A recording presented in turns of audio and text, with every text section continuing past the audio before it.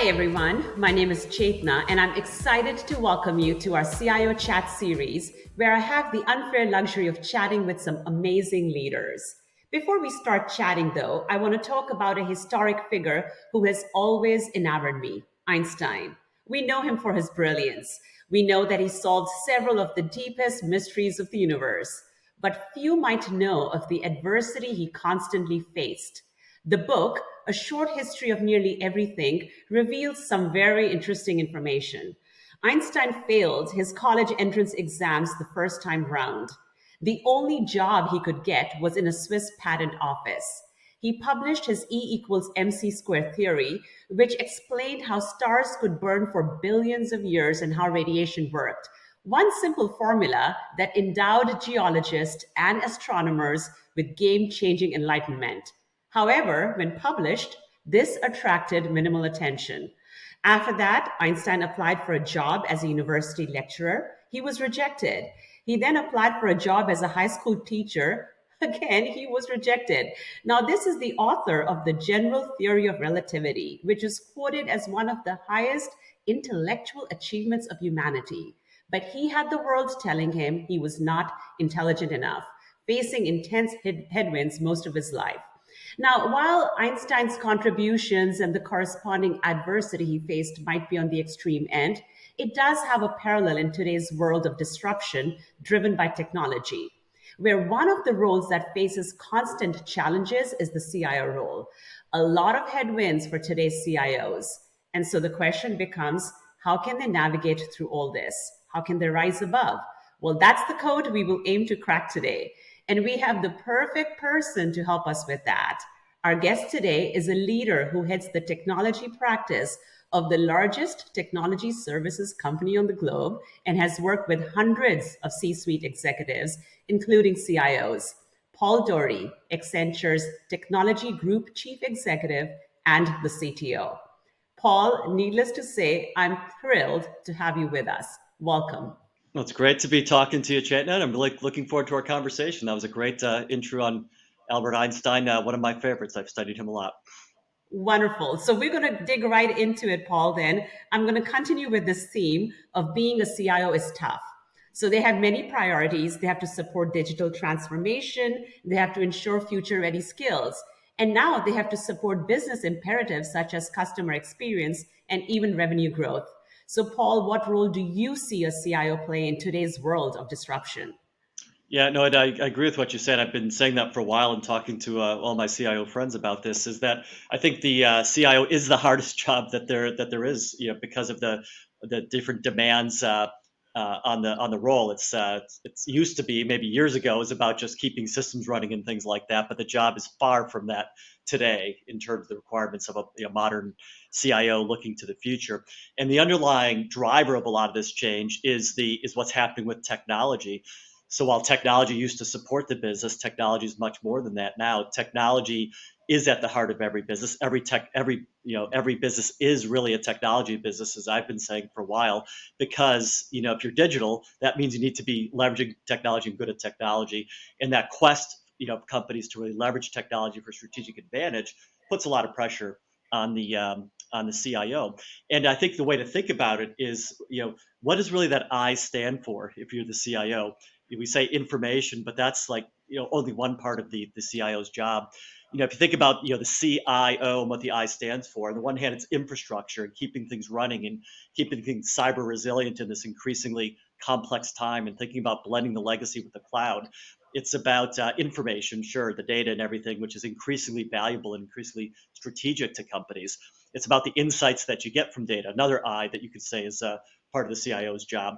It's about new capabilities of the CIO as a business person, the innovator, bringing innovative business ideas on how to leverage technology, and the imagination officer, the I for imagination, the imagination of what are the possibilities of new digital technology, digital manufacturing, the metaverse, artificial intelligence, and educating and inspiring the imagination of the business executives. And then from a talent perspective, the CIO's got a massive role. So the I, in that case, might be the chief inspiration officer, inspiring people creating a magnet for people to come, technology workers to come to the company, and inspiring, the work that the technology teams do, and the inclusion officer, making sure that this is all done in an inclusive, diverse way, because the best way to success and the only path to success and innovation is through an inclusive workforce. So that really becomes overloaded as you look to the future and all the things the CIO needs to do.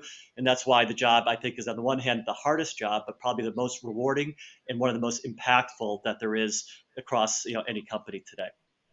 Oh my goodness, I loved that. What does the I stand for? That's brilliant. So, Paul, you have been recognized as a technology leader by Computer World, Retail World, LinkedIn, and many others. I could go on, right? And in your role at Accenture, you brought the right vision with technology to many of our marquee clients and industry leaders.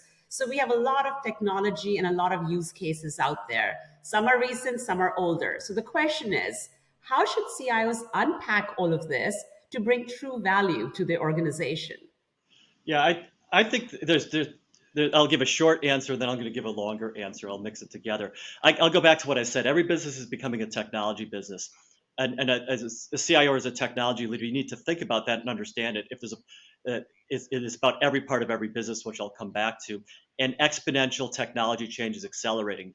COVID and global crises and wars and things don't slow the pace of technology innovation. And in an era of chaos and uncertainty in many aspects of the world, the one certainty is the pace of technology change and the fact that that can power change in your organization. And that's the way you should think about it as a technology leader, in terms of bringing certainty to an uncertain world by powering the advance of technology and powering the advance of change in your organization.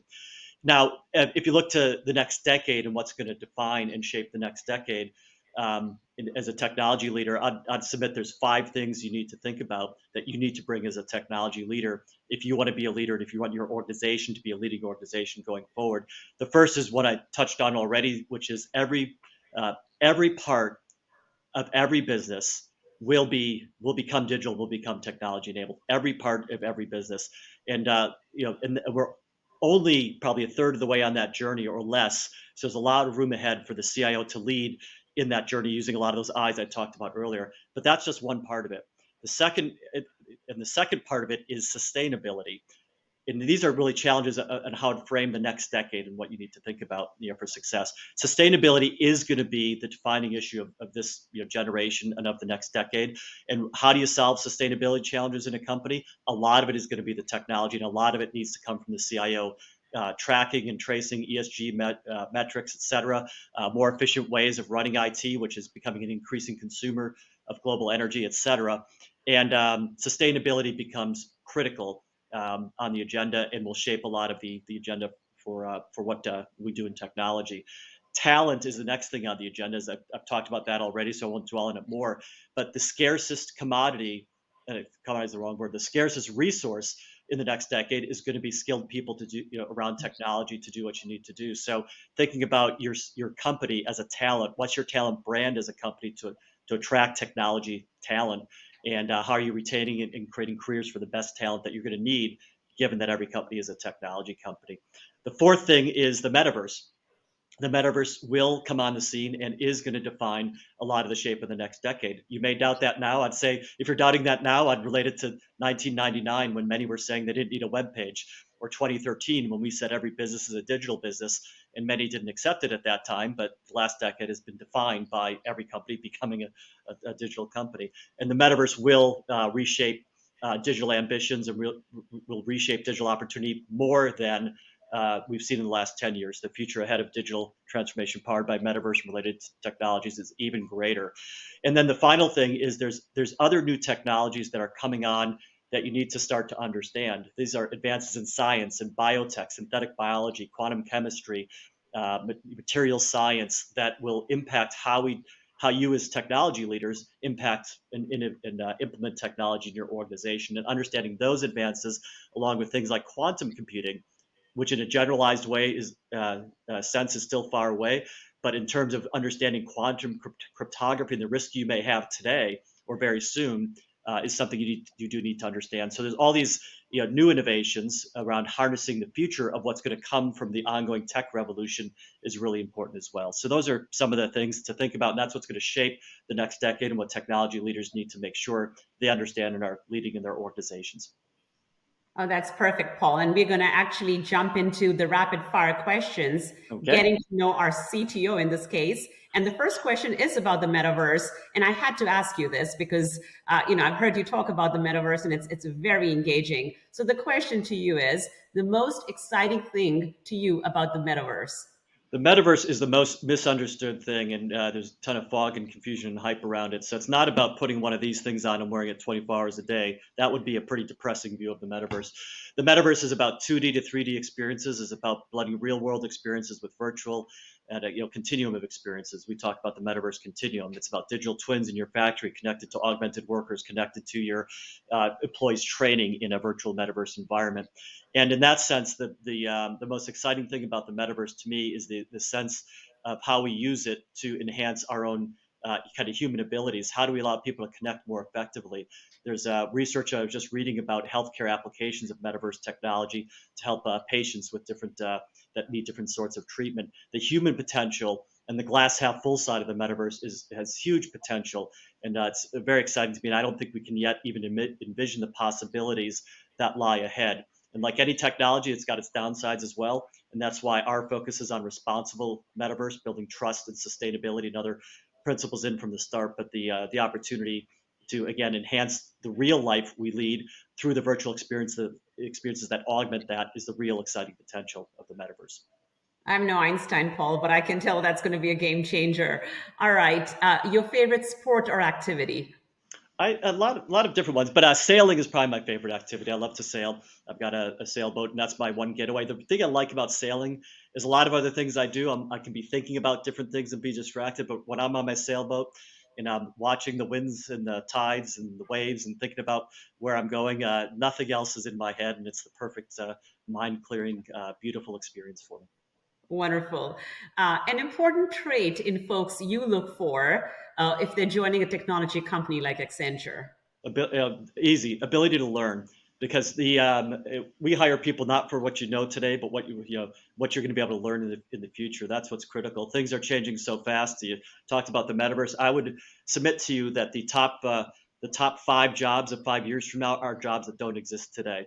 So this is about how do you, as an individual, how do you make yourself relevant and learn for the future, which is the subject of the last book I wrote and the new book I just wrote, and also how, as a company, how do you continue refreshing your own skills, because you can't replace skills as people's skills become a little bit outdated. You need to invest in your people and the learning platforms to move your people forward. Wonderful. And speaking of books, your top favorite books?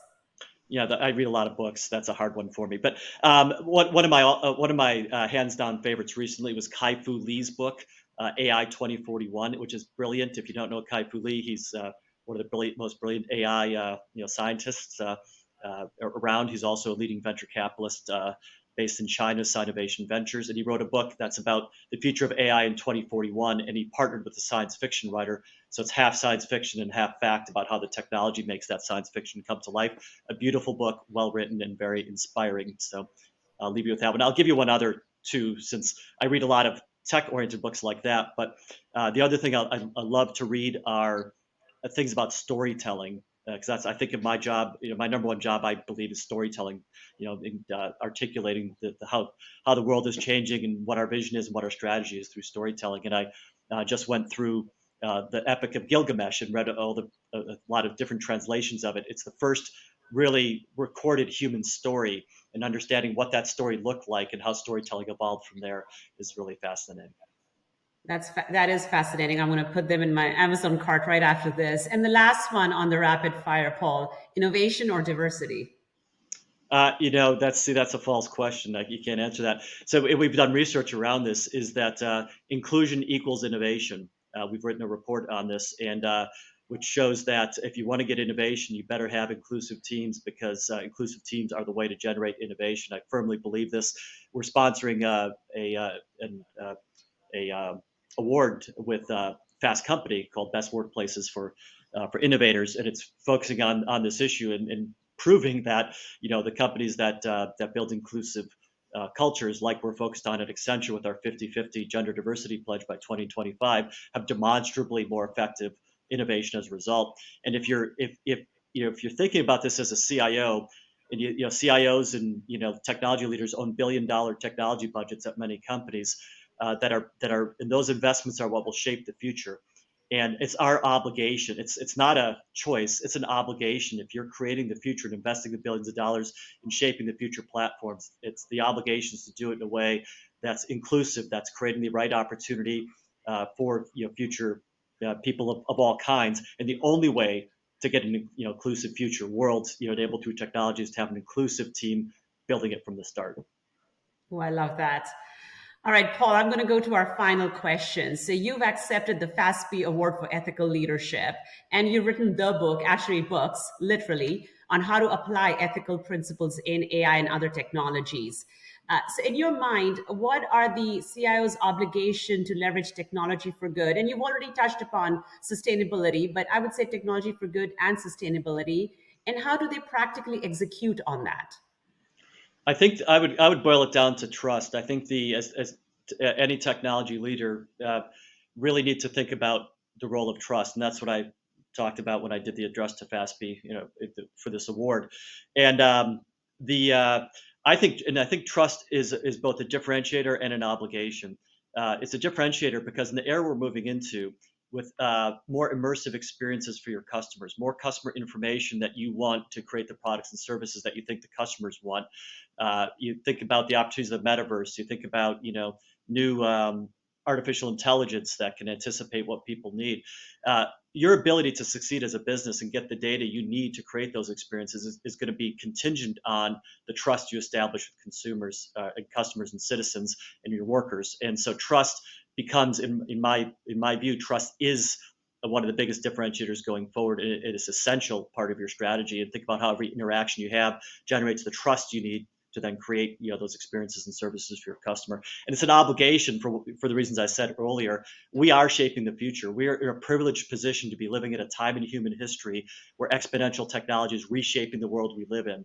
And it's our obligation to do that in the way that creates the future we want to live in, and creates a future we want our children and others to live in. So it's an obligation for us to do this in the right way as we go forward.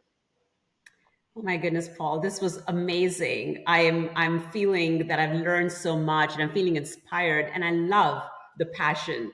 So thank you so much for your excellent perspectives and thank you for joining us today. It's a great discussion, Chetna. Thank you. Absolutely. So there you have it. While disruption and the adversity that comes with it might be the name of the game, we've had some great insights from Paul on how to navigate the role of a CIO. From thoughtfully leveraging technological innovations for true value to continuing with the imperatives of technology for good and sustainability, the CIOs of today's world can rise above to not just survive, but also thrive. And so, while they might not unravel the mysteries of the universe like Einstein, who knows, the disruption CIOs face might just be the impetus for them to unlock the mysteries of our corporate world. Thank you for watching, and although we know time is relative, we can't wait to see you soon. Be well.